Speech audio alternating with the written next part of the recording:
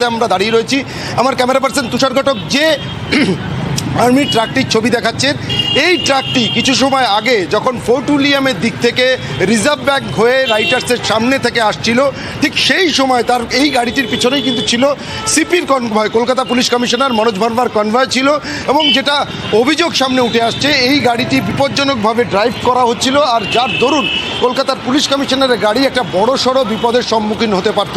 আর তার ফলে ঠিক এই জায়গাতে যখন এসে পৌঁছয়, কর্তব্যরত যারা ট্রাফিক সার্জেন্টরা ছিলেন বা ট্রাফিকের যারা অফিসিয়ালরা ছিলেন, তারা কিন্তু এই গাড়িটিকে ইতিমধ্যেই আটক করেছে। আমরা আরও দেখানোর চেষ্টা করব। গাড়িটির পাশাপাশি সেনা অফিস, ये तो स्लो था गाड़ी।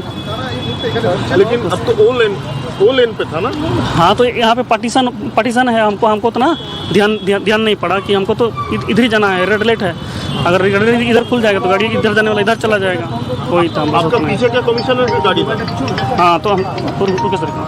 आप तो ड्राइव कर रहे थे। বুঝা যাচ্ছে যে তিনি কিন্তু স্বীকার করছিলেন। দেখো, একটা যে পরিস্থিতি, যে একটা সমস্যা তৈরি হয়েছিল, সেই বিষয়টা তিনি এক প্রকার স্বীকার করছেন। তবে এখনও পর্যন্ত যেটা আমরা জানতে পারছি, যারা সেনার যারা অফিসিয়ালরা রয়েছেন, তারা ইতিমধ্যে ফোর্ট উইলিয়ামে তাদের যারা ঊর্ধ্বতন আধিকারিকরা রয়েছেন তাদের সঙ্গে যোগাযোগ করছেন। এবং এই মুহূর্তে আমরা দেখতে পাচ্ছি আবারও কিন্তু তারা তাদের যে ফোর্ট উইলিয়ামের যে ট্রাক, সেই ট্রাকে তারা উঠছেন। সম্ভবত এই ট্রাকটি নিয়ে তারা চলে যাবেন। এবং অন্যদিকে লালবাজার সূত্রে আমরা যেটা